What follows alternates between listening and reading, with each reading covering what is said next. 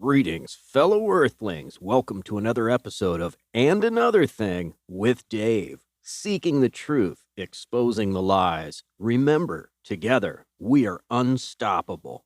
Keep on digging. In this episode, I talk with Travis, also known as Thunder Monkey on the Stereo app. We discuss the new alliance between China, Russia, and India, and the possible collapse of the dollar. Stay tuned and put on your seatbelt. This is going to be a good one. So now you've got this alliance, China, Russia, India, probably soon to be Korea as one united place. And this is all changing. And that leads me to what gives the United States the right to tell Korea that they can't be united? What gives us the right to go interfere in the Ukraine conflict by giving them $13 billion in aid when we have 500,000 homeless people here?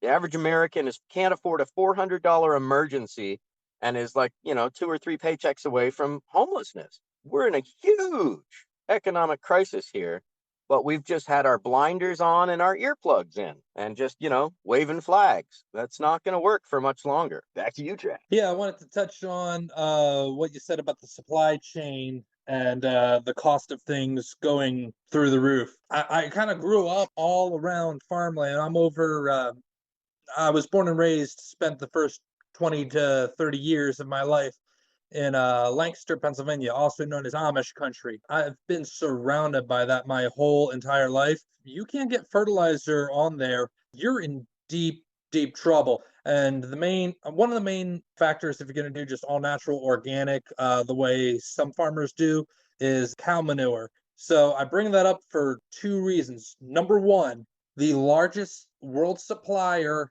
of fertilizer in the entire world comes out of 2 places combined: Ukraine and Russia. We're not getting any fertilizer anytime soon. They've stopped producing that, and I don't foresee them cranking up the plants anytime soon to get that stuff out to us. Number 2, the largest supplier of wheat to the entire world comes from, you guessed it, Russia and Ukraine. That's being shut off. Putin's not looking at sharing it anytime soon with the rest of the world, given how everybody's kind of turned on him, understandably. I'd be pretty pissed too about people invading my country. And obviously, Ukraine's a little too busy to go and just start putting out fertilizer. So you couple those 2 things together here. Number one, fertilizer for our plants and all sorts of agriculture, including stuff that would grow for cows to eat. We're in deep trouble if we don't have that there.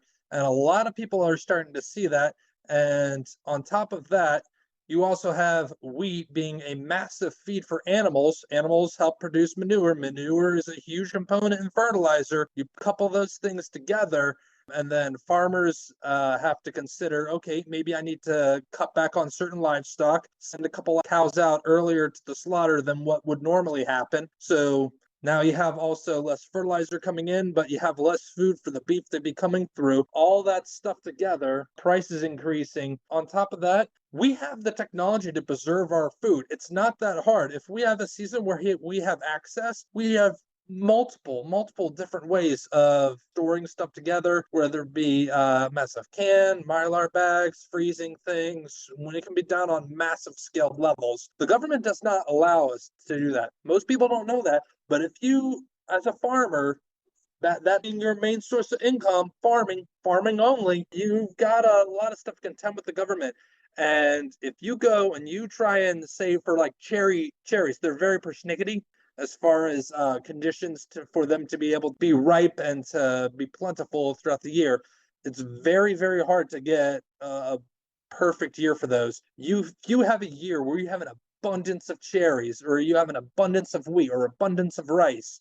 You are selected to be able to sell a certain amount. Everything else must be discarded. If you go and you store your own food and you freeze it or do whatever form of storage to preserve for the next year, for the next harvest, you're committing a federal crime. You can lose your entire farm like that. The government needs to be able to get out of the way. But like you've said before in the last podcast, every solution to a problem is another manufactured crisis. I believe I'm paraphrasing you at least on that. As far as supply chain, that's part of the problem isn't as much big greedy corporations, although the mega corporations are a lot to blame. You also have to look at the government forcing us to have our own crisis. Well, I couldn't agree more.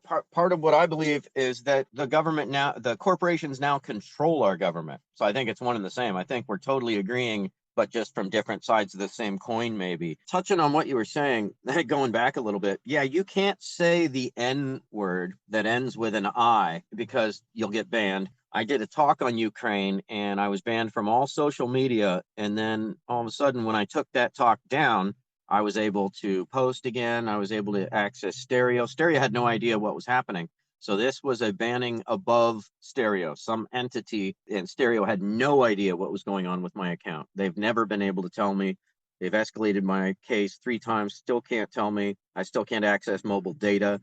I can only do this podcast on Wi-Fi. So I have to be parked out in front of a coffee shop or something, or at home. Speaking of fertilizer, so a lot of fertilizer, like after World War II, they wanted to figure out how to use chemicals of war, because, oh my God, these corporations are making so much money, right? With nitrogen and this and that. A lot of those chemicals, in turn, were used to create fertilizer, artificial fertilizers. Like you said, the only real legit fertilizer is urine and excretion from grazing animals. You don't want animals that eat meat. You want grazing animals, any kind of grazing animal. And I've watched many documentaries on this because I would love someday to have a little piece of land where I can produce food. And the most economical way and regenerative way to do this is you keep the animals corralled in a small location so that per square foot, there's a lot of urine and feces, which then turns to fertilizer. Then you move that corralled area daily or weekly, depending on the size of it. But our current method of farming, I live in a farmland area, Sonoma County, California. They just have cows on 50 acres. The cows are free to roam. So they're munching down the grass equally in every area. So no area is allowed to completely recover. And also the urine and feces is scattered over that massive area instead of concentrated in a small area where it could do a lot of good. So then what they do in turn is they take the feces, the cow poop, and they soak it in massive containers of water, and then they spray this poop water on the grass as fertilizer. And we call it the Sonoma aroma because on a hot day, it's like, oh my God, the smell of cow poop permeates everything. So there's that. What you said about canning, oh my God, that blows my mind, right? Why aren't farmers allowed to can, to flash freeze? So there's a plan there. There's an agenda there, right? No farmer should be forced to discard perfectly good food products. That's insanity. But what it's doing is it's controlling the supply and demand to keep the cost at a certain level. That's the only thing that makes sense. Back in the Great Depression, they were even canning dandelions because dandelions apparently have a really high protein content. We look at them as weeds now and spray toxic Roundup, which is proven to cause cancer, on our property, and that stuff never really goes away. It goes into the water table. This has been proven. There's a perfectly good food source that grows naturally everywhere, but we've been brainwashed to think that you got to eradicate it, you got to get rid of it, you got to spray poison on it, even if that poison may put you personally at risk. There's a great documentary. Once again, I'm a documentary fiend. If anybody else is, on my YouTube channel, and another thing with Dave, I have a whole list of must see under my playlist, must see. And there's 1,246 documentaries that I've watched that I feel the world needs to see.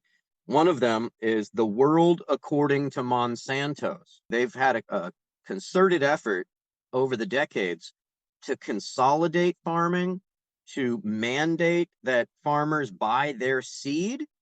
And it's even gotten to the point where if you have an organic farm and there's a GMO farm using Monsanto's seed across the street, you can't sue the Monsanto farm for polluting your organic farm, but Monsanto can sue you for using their product without a license. Wow. So, once again, the justice is stacked on the side of corporation and the haves, and the have-nots are just kicked to the curb. You also mentioned something about the weapons in Ukraine being just handed out. And I've seen videos of this, right? Just crates of, machine guns and stuff just opened up for the public to come and grab. So that brings up that word again that we can't say. But imagine what could go wrong. I was describing earlier, what armed ISIS was us leaving guns in Iraq. So once the immediate crisis is over, where are those weapons going to go? Whose hands are they going to fall into? What could go wrong? Oh my God. It's maddening. You spoke of cherries also. I watched a show about cherries, and it wasn't a political thing at all. It was this guy, Heavy D. He's a, heavy mechanic guy, and real interesting podcast that he's got, or vlog, whatever you want to call it, on YouTube. But he went to visit a cherry farm just to show you how cherries are farmed. And it's insane. If it rains on the cherries on the cherry trees when there's actual fruit hanging, they have to bring in a helicopter to hover over each cherry tree to knock that water off, or their crop will go to hell. I used to work on a cherry farm, and it will literally, I'm not being figurative when I say it, the cherry will literally explode. I've had days where we would come back. It was a small farm. We couldn't afford helicopters just flying over it, but there would be bits of cherry, and the smell would be awful, as something related to almost, I would compare it to dead fish. Yeah, they will blow up, and then all of a sudden you'll have rows and rows of trees that have these beautiful Bing cherries, nice and red and juicy, ready to be picked. I would help assist people in getting set on where they can pick, parking, and all that other stuff. And it would just blow apart, and the stench was awful. So they literally explode. They are extremely persnickety. But go ahead, keep going. Yeah, no, I just wanted to wrap it with the canning thing. Like, in what world does it make sense to not allow a cherry farmer to can their excess crop? That's insanity. Are you kidding me? Canned cherries would be good for years. And once again, in the Great Depression, that was encouraged, right? It was hard to get fresh food because of the Dust Bowl. Most of our farmland went to hell. So canning was everything. How could it be a bad thing? So this is overarching control, I believe, of the corporations infiltrating our government. I forget what the legislation was. Maybe you can help me out with this. But, it became legal to donate unlimited amounts of money to super PACs. So basically, corporations can now bribe our politicians. And then there's the revolving door between politicians and Monsanto. I did a college paper on this and got an A+ on it. But Donald Rumsfeld, one of the architects of the project for the New American Century, where they talk about U.S. hegemony and how we're going to secure that for the next 100 years, which is procuring all the world's remaining resources through military efforts, which we've done. But prior to being in the government, Donald Rumsfeld was the head of the Searle Corporation, SEARL. And what they developed was aspartame. It was originally banned as a poison. Once he got into government, he legalized it to go into foodstuffs, and that's how it got into gum, diet soda, all this stuff. Aspartame has literally been scientifically proven to cause brain lesions. So that's the level of care. Basically, I think this has been a concerted effort, going back to where I started, that, our government will go to any lengths to not let another 1960s-like uprising happen. I mean, look what happened to Occupy. Look what happened to the BLM movement. They got quashed violently for peaceful revolt. Quashed. People beaten, shot in the eye with fake bullets. 7 reporters were permanently blinded for being shot in the face with quote-unquote non-lethal rounds. These are reporters. This is the stuff we point the finger at China for, at Russia for. And then another little side note of that, Obama incarcerated more reporters and reporters' sources under the Espionage Act than all presidents before him combined. So this is a concerted effort by the left and the right, because they're basically beholden and owned by corporation. That's all I got on that, Trav. All right, cool, Dave. Hey, I did do that research on what you were talking about here.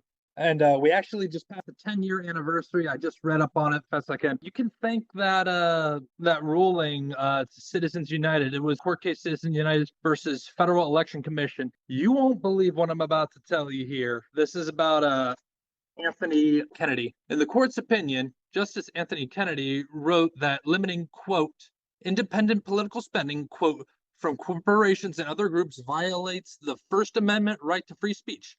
The justice who voted with the majority assumed that independent spending cannot be corrupt and that the spending would be transparent, but both assumptions have been proven to be incorrect.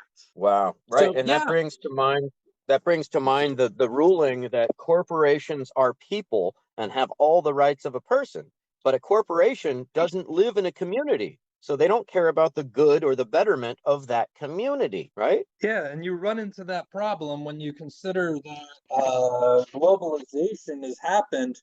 You know, it, anybody that isn't, outside of the US and is just limited to the US, in my opinion, you're considered a small business. Every other corporation out there, all of them are either worldwide or spanning out through many, many countries. You pretty much, at this point, you have foreigners voting and spending money. It's amazing to me that we have limits on how much, as an individual person, that we can donate to someone's political campaign. But as far as corporations, yeah, it looks like that's a completely different thing, even though they're considered to be individuals as well. It blows my mind. Yeah. So, Right. I mean, as far as I'm concerned, this is all intentional. Citizens United strikes again. Back to you, Dave.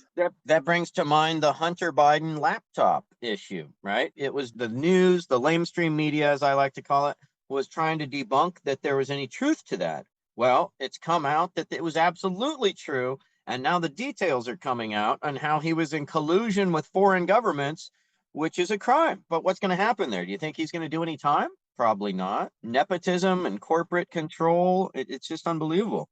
We got a message, let me play, from Jay Rue, and then back to you. Big shout out to Dave. Dave, you are a warrior in my eyes. Keep fighting the good fight.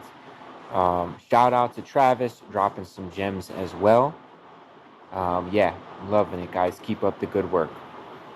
Much love, Jay Rue. Much love, man. It helps to hear that because, sometimes it feels like, I don't know about you, Travis, but sometimes it feels like I'm just screaming at a wall, talking to myself.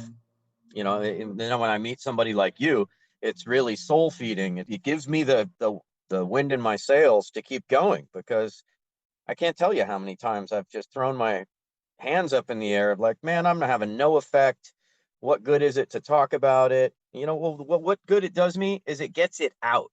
And it's, like I believe holding stress within yourself, that's going to be food for cancer or some other self-attacking disease. Dis-ease. When you're not at ease, you're in dis-ease, right? So I think even if we're just talking to ourselves in a phone call about this stuff, it helps us, right? It helps us to go on another day to be a nicer person the next day because I'm not stewing on all this stuff. What do you think, Trav? Oh, I 100% agree with you. And I'll take that and also jump with it on that and say, you and I probably, if we decided to dedicate a phone to it, we'd probably find that we have a decent amount of political disagreements on both foreign and domestic issues. But what the people really don't seem to want is when we look at these issues that are affecting all of us. I'm pretty far to the right. You're a part of the People's Party. But you look at the parts that unite us here, the stuff that really, really matters, everything else is just kind of, would fall back to just friendly banter back and forth over beer at best. But this is the stuff that people really have to get behind because parties, change, power changes back and forth. Bureaucracies might say the same, but the political parties go back and forth. And as far as just they want us to, in my personal opinion, this goes right back to cancel culture. They don't want you to know that there's other people like you because, like you said, puts you at dis-ease. It makes you rack your head against the kitchen counter, screaming, "What the hell's going on with my TV?" So yeah, they really seem to not want people to be able to just get together and talk about the most important issues. And when the authority goes and tries to shut you down, you're probably maybe not on the bullseye, but you're probably hovering around target somewhere. Yeah, this is part of why we have the freedom of speech. Back then, it was the concern about people being able to go and meet in saloon, taverns, bars, and be able to talk with one another. Right now, we've it's been a little give and take. we can, when we're on completely different ends of the country, I can talk to you over in California and you talk to me in the exact same time. Social media and the phones, posting and stuff like that, pretty much become the taverns and the saloons and the bars of the 21st century. Yeah, this is where people get together. This is the new commerce where everyone can talk, spread their ideas. So when you see people starting to clamping down, you just have to envision what this truly means. This would be like them going out to different places of work, organization, restaurants, and actually you don't really have to think about it. You look at it, look at 2020. They did shut that down in person. They did make people feel alone. And when people did speak up about stuff going on with COVID, about different things happening, you got shut out real quick. So I think they want to make sure that everyone feels alone personally. And the more we can connect with one another and help each other out, you don't even have to physically connect. I'll probably never meet you, Dave, at this point, with you being all the way across the world. And love to sometime. But this is the way that people can connect. We can start making changes. You absolutely have to take a stand and make changes at the local level. Start with your neighborhood. Start talking to your neighbors. Start breaking everything that's past digital and get to face with your neighbors if you can. Breaks out into your local areas. If you have kids, you might want to consider running for your local school board.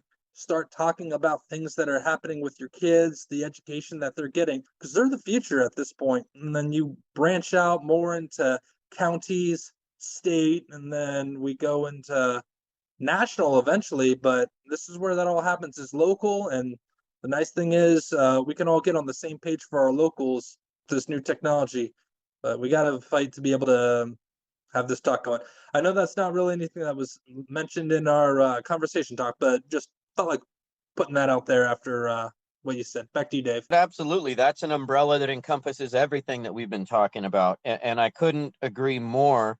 I got a few points that I just wrote down to hit on about this. Like, wow. And when you were in the middle of that, this guy rode by on a mountain bike with a neck gaiter on. He's by himself riding a bicycle. There's no cars on the road, but he's living in fear and he's got this damn neck gaiter on while he's riding a bicycle. Are you kidding me? So be afraid, stay afraid. That'll keep you from, when you're in fear, if you're in enough fear, you're paralyzed, right? So, and that brought another point to mind. An educated, united populace is the government's worst fear. I forget whose quote that is, but that has stuck with me ever since I heard it. And yeah, I'm left leaning. I'm not a Democrat by any means, because I figure that that's just a centrist party. That's a corporate party. I believe the Republicans are as well, but I don't want to get into that because once again, that's division. And my goal is to unite people on the things that affect us all. But in my own family, I've been called right wing. So I've gone so far left that people are calling me right wing. Like, wow.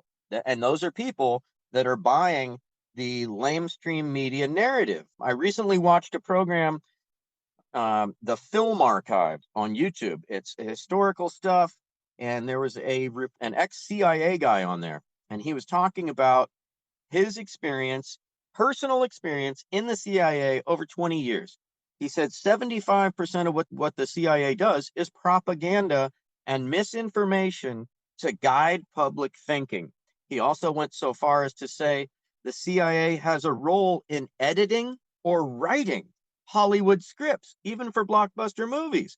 He also went so far as to say that they have plants or employees of the CIA at news stations. So I call CNN the CIA News Network. I don't know if many people know, but MSNBC, that's Microsoft NBC. So you're getting basically the Microsoft slant or Bill Gates's slant on the news there. And then what you said is, if you get censored by the government, you might be on target. Well, one of my favorite shows is the Jimmy Dore Show, because he's constantly hacking away at the lamestream media's narrative. And when he got written up, there was a hit piece done on him by CNN, and he said, "Yeah, baby, I'm a threat." Like, hoo-hoo, I'm obviously getting somebody's attention because they're trying to discredit him, right?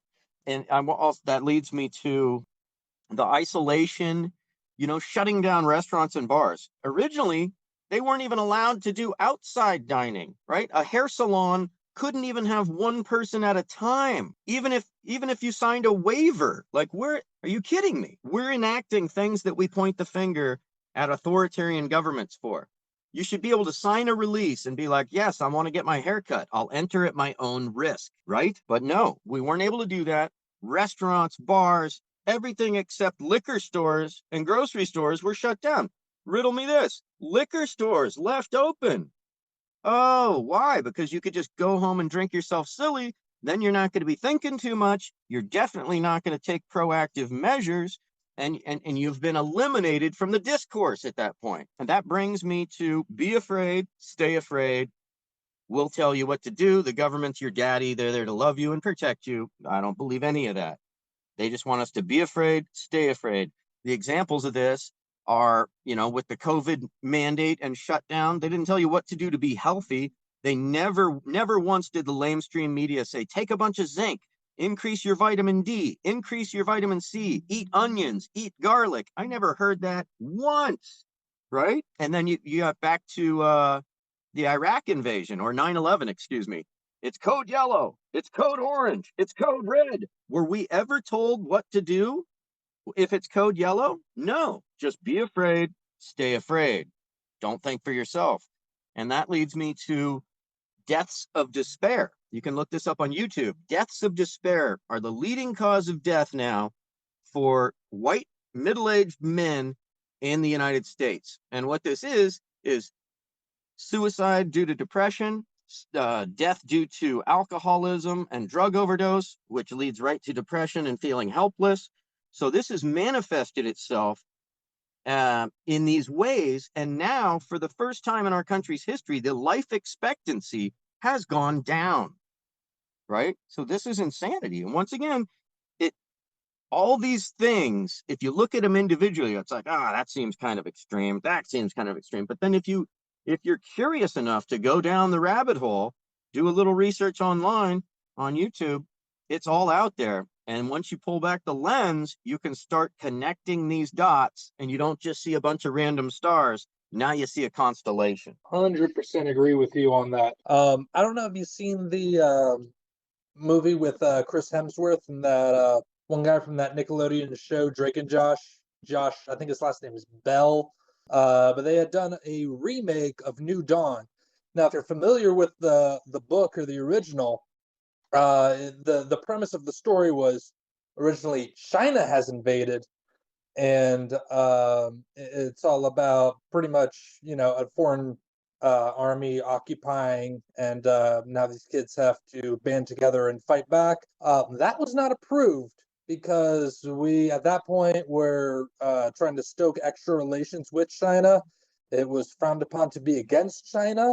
We were handing over more power to China, but we were okay about it being the Koreans. So even though the Koreans, by no stretch of any sort of imagination, being able to pull it off, we just had to, suspend our Hollywood belief and just say, okay, sure, the Koreans have amassed a massive army to be able to fly over, evade all of our raiders, and just drop troops on the ground and occupy the U.S. all over. That just being one of them. But yeah, they're in absolutely everything. I remember, I forget what the name of this girl was, but there was a video leaked of her where she didn't realize she was on camera, but a reporter that was saying, we had everything about Epstein stuff, but they just wouldn't, these companies just would not let us run the story. And she's all depressed because she knew that this story could have been out there sooner. And of course, as soon as that stuff leaked, she's fired. So yeah, propaganda, people think it's just, this is quote fifth generational warfare. I personally don't believe in the what people are talking about as far as fifth generational warfare.